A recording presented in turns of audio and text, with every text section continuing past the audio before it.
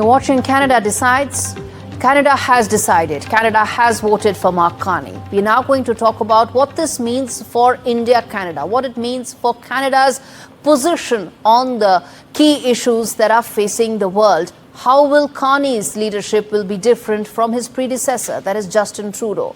Viewers, Conservative leader Pierre Poilievre was unseated as the parliamentary representative of his Ottawa district in a stunning upset that could put his leadership of the party in question. So there's just so many of these parallel developments that are unfolding in Canada. Poilievre is projected to lose his long-time rural Ottawa seat to Liberal Bruce Fanjoy. In fact, he'd won the area 7 times in a row, going back to his first win in 2004. If we can, let's play out this soundbite of Poilievre.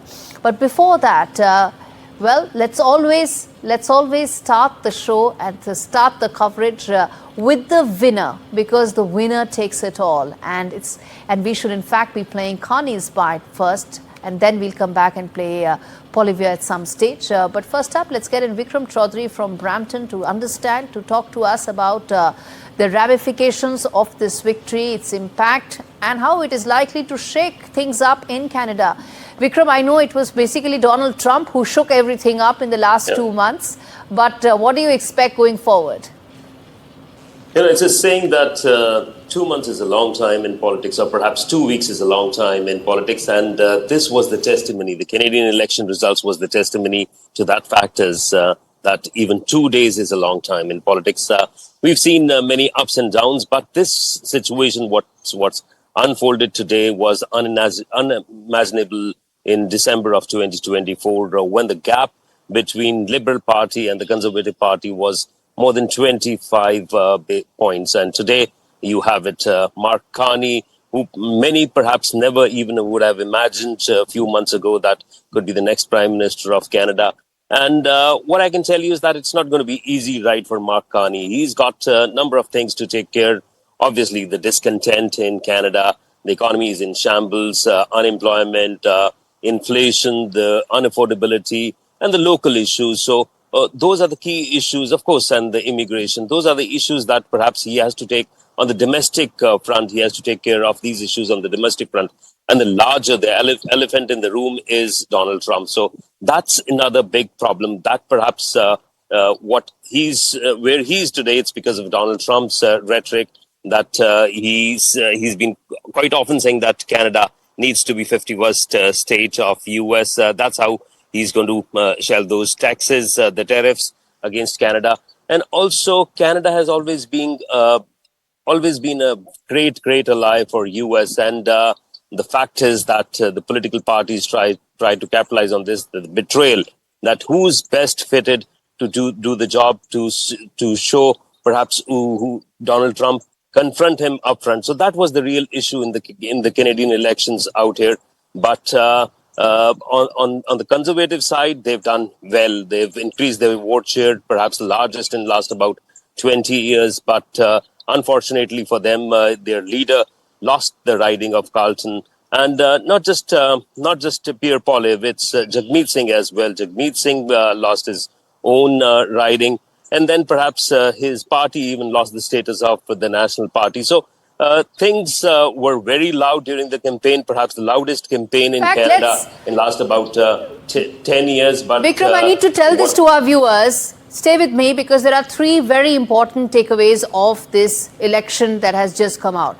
First important takeaway, Mark Carney has got the 4th Liberal victory. That was unprecedented, unexpected till 2 months back.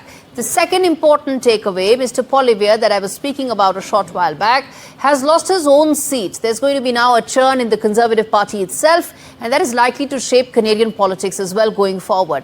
The third other important takeaway is that Jagmeet Singh, the man who was very instrumental in being a part of Trudeau politics that essentially ruptured India-Canada ties due to extremist ideologies related to Khalistan, has lost his own seat, has lost the status of the National Party for NDP. So that is an end of the road for Jagmeet Singh. So these are 3 important takeaways. Now we are trying to now come up and talk about the big picture.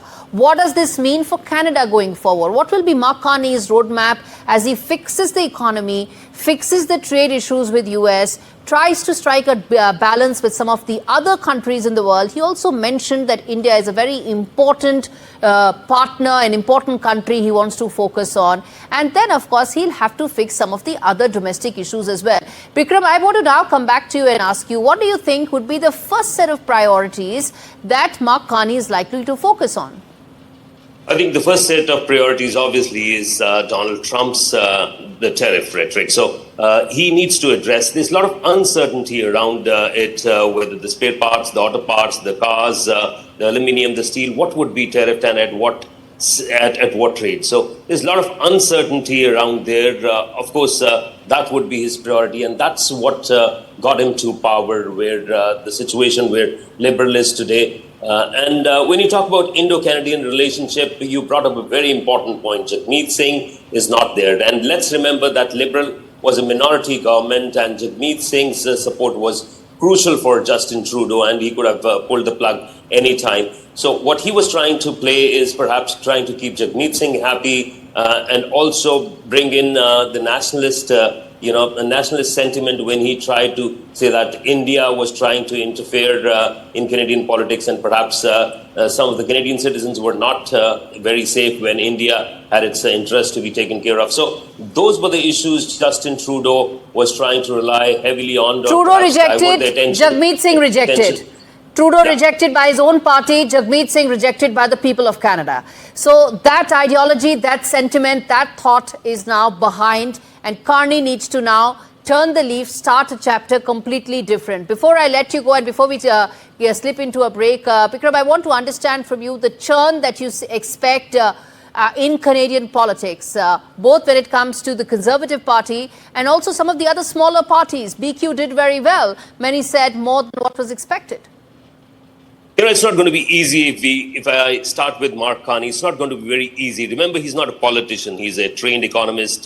He was governor of Bank of Canada, Bank of England's governor. And this perhaps is his first innings as a politician. So you cannot, we cannot have high expectations. So it's not going to be very easy. Remember, for the moment, the counting has been suspended. They're still short of majority. First, he needs to do very well as a politician, take his flock together, and also try and see that portfolio distribution, who deserves what. So Mark's Carney task is not cut out yet, so there's lots to do. And also remember that Pierre Poilievre, he's a wounded tiger at the moment. He'll try and see that he remains the leader of the Conservative Party. Remember, so a lot of churn is likely to take place. 25, at the age of 25, he became one of the youngest MPs, and ever since he's been very vocal and very articulate, and he's a very vocal, good articulate, a young politician who's really tried to create that, and all along he created that distinction between himself and Mark Carney, saying he came from humble roots and he exemplified the Canadian life, unlike Mark Carney, who was Mr. Moneybags. That's what he talked about all along in the campaign. It didn't hit a chord with the people. I'm going to slip into a break. Bikram, thanks so much for really decoding that for us in greater detail. Maha Siddiqui, my colleague, who's standing by to really decode for us what lies ahead in terms of the India-Canada relationship. We'll also try and connect with Don Patel in just a bit. Maha, you've been keeping your ear to the ground, so to say. You've seen the changes that have unfolded in India-Canada relationship in the last 6 months. How do you see that being repaired, given the fact that Mr. Carney did mention that India is an important relationship, and Prime Minister Modi also congratulated Mark Carney, talked about the bilateral relationship. How do you see this now going forward from here, the New Delhi-Ottawa relationship?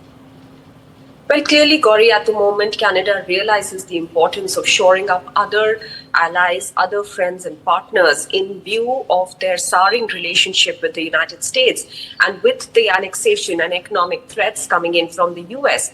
In that context, the whole of Indo-Pacific becomes very important for Canada. They already have an Indo-Pacific strategy, which does highlight the importance of India.